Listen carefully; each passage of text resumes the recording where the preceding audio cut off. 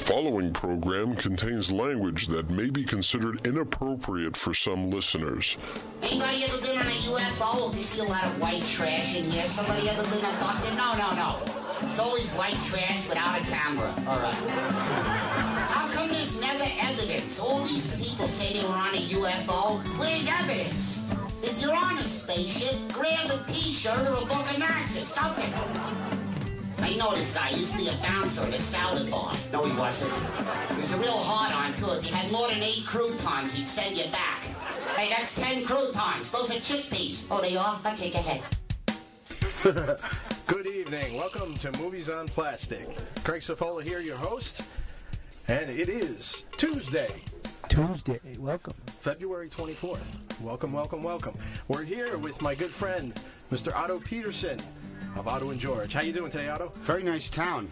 Yeah, not bad, right? Yeah, Mr. Potter just screamed at me to get off his fucking lawn.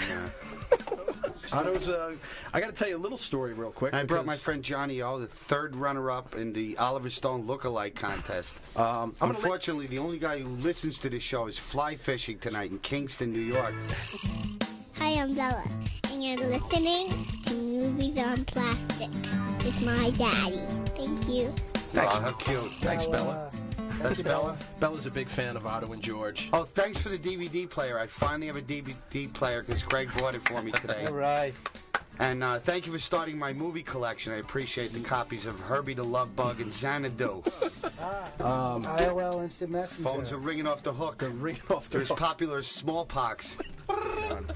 You guys might find this interesting. I was driving around in Manhattan with my wife and my mother-in-law in the car, and there was a car in front of me that had one of those DVD screens, but they actually in the front seat instead of the back seat, and it was playing porn.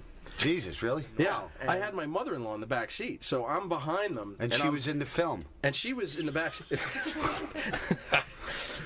I was trying to keep my distance so that there wouldn't be that embarrassing moment of that we had to discuss what we were looking at. My reaction You're trying to have a G-rated afternoon in Manhattan. Yeah. Was he using the cell phone and carving a turkey also at the same time? Somebody has to drive this thing. Exactly. To follow up with that, somebody that was listening to the show sent me an article.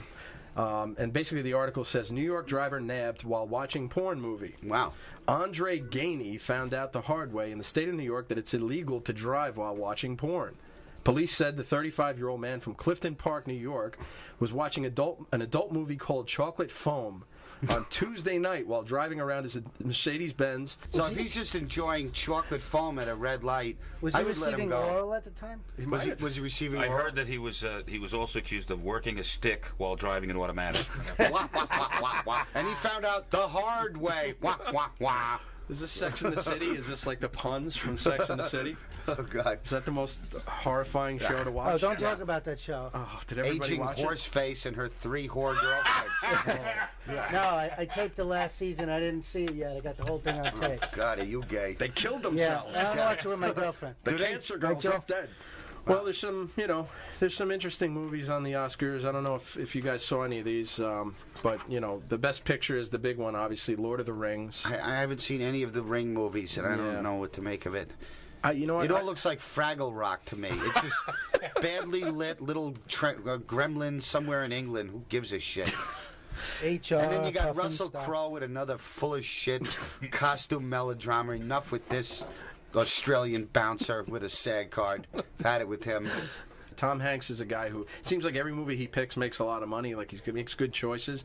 But I'm more amazed with Tom Hanks than Russell Crowe because he's ugly. He's hard to look at, and so women obviously aren't going to see his movies because of his looks. Tom Hanks' head is growing quicker than Jerry Lewis's. If you see Road to Perdition, when he's in the background and Paul Newman's in a close-up, Tom Hanks' head blocks everything, including the everything. It's huge. Yeah, and he's got that Karl Malden nose. Yeah, he's freakish. I mean, if you look at Splash, he had a normal-sized human head. Now it's a fucking jukebox with ears and eyes.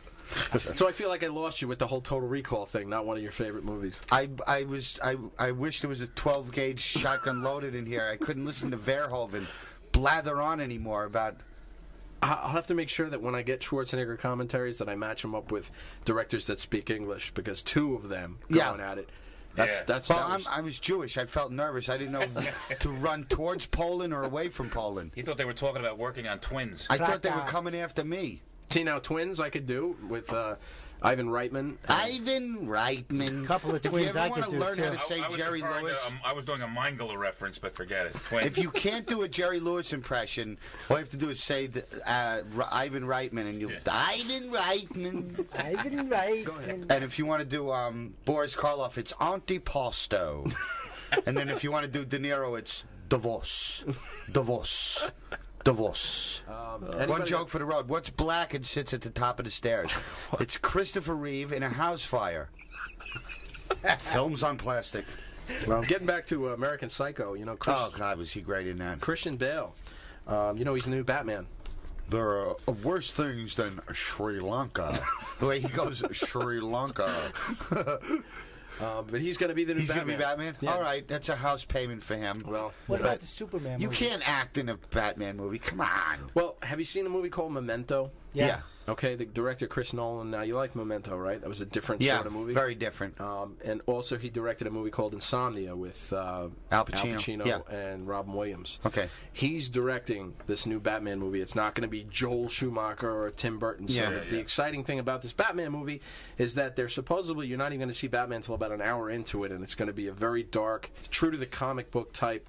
Darker than the Sawmill Sawmill Parkway after midnight. What do you mean true to the comic book? You didn't see Batman in the first page of the comic book? Well, you know what? The first Batman movie was close. The problem with the first Batman movie was that Tim Burton doesn't really know how to direct an action sequence. And there's never a moment in that film, as good as it was, that you're on the edge of your seat, and the action just wasn't exciting.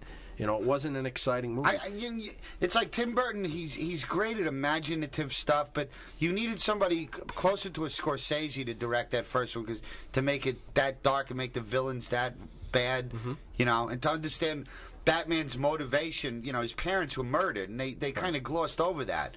Well, you know, it's almost like Tim Burton should have been brought in as like the cinematographer and the set designer, and then they should have brought in like a Cameron or somebody that can actually direct action. True, two directors. Two directors. It's like that guy Schumacher you mentioned. He directed Falling Down, that Michael Douglas movie. Good movie. And I Great love the idea of that film, but I thought if an Oliver Stone or a Scorsese had that script, how much greater it could have been, how much grittier, you know. It would have been more violent. But it was still good, wasn't it? Yeah, it was real good, but you know, it was almost like.